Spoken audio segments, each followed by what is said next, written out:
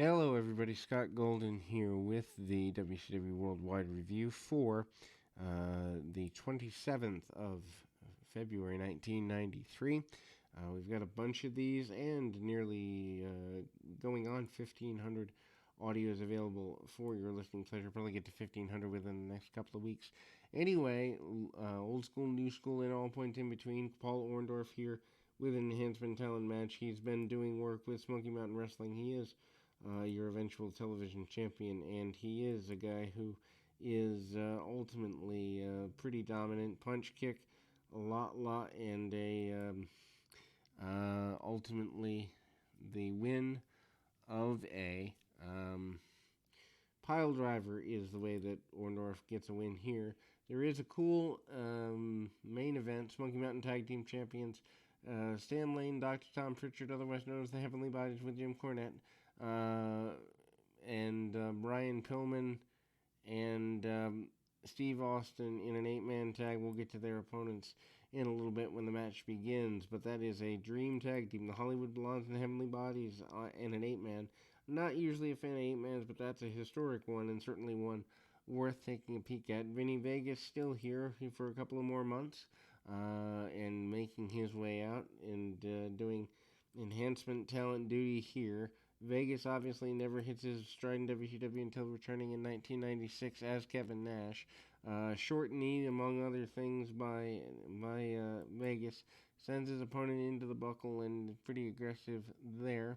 Doesn't get anything he really wants on the maneuver, but Vegas hits a hard shot and then eventually takes him up for the Snake Eyes. Vegas is frustrated with that. Eventually gets a victory, though, on that. The Snake Eyes move becomes a major move of his, even as the Diesel character envelops. Some random goons have tried to abscond with Van Hammer. Van Hammer and Vinny Vegas is a match that's going to go around about.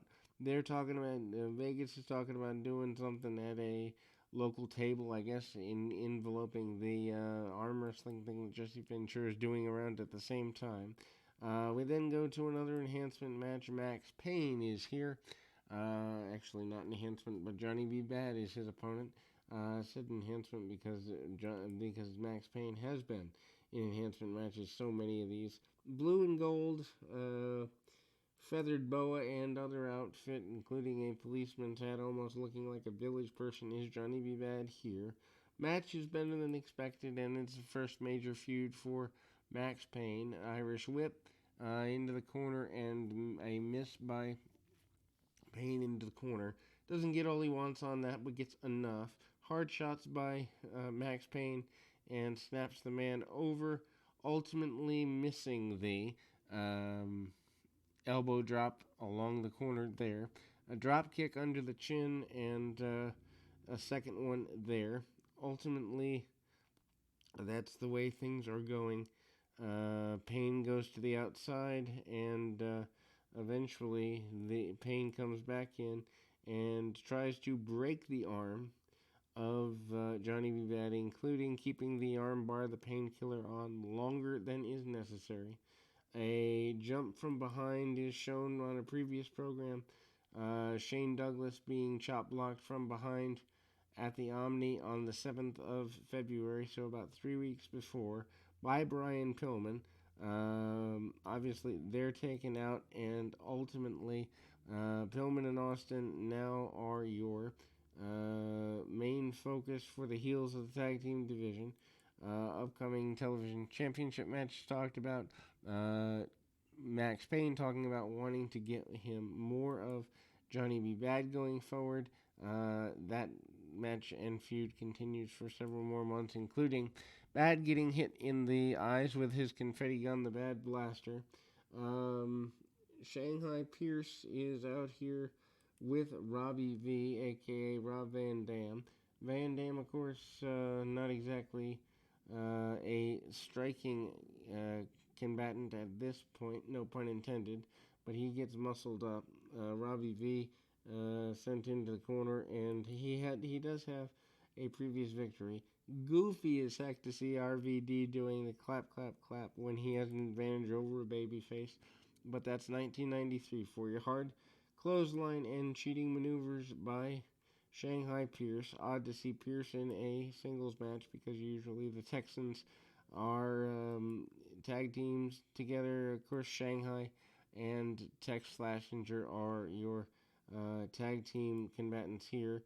Moonsault from the heavens by RVD, Rob Van Dam, and he gets a second victory in a row here on Worldwide. So somebody was wanting to push him at the time.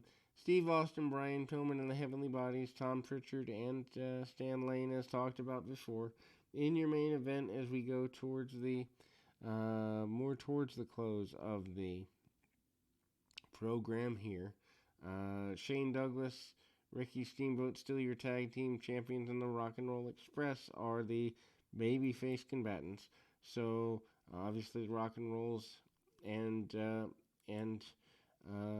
the Heavenly Bodies are feuding in Smoky Mountain Wrestling. And yes, for those that have asked, we are going back and doing the Smoky Mountain thing eventually. I just wanted to watch stuff that I hadn't watched before. Eventual goal is to run a promotion, and the more wrestling of an old school nature I watch, the better I can be as a promoter when the day comes. Steamboat and Pillman are in there for a while. Steamboat does some launching stuff and a couple of body slams, catapults Shane Douglas into the middle of the ring. Austin nails Douglas on the chin with a hard forearm. Basic move, but gets the job done nonetheless.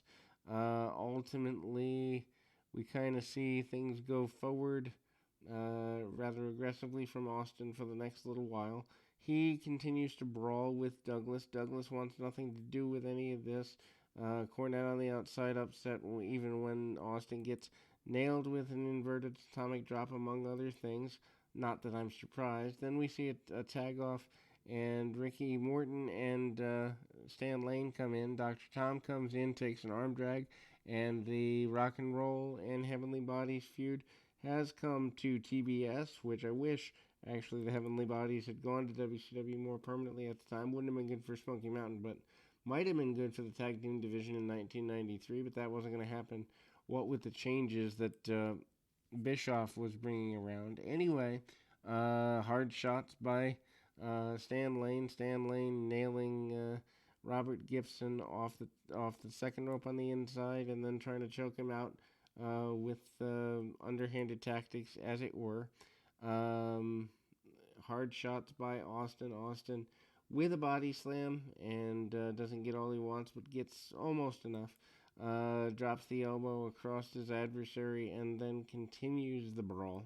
Brawling continues by Dr. Tom Pritchard, who is not a happy person here. Hard shots by Pritchard, and he stays on the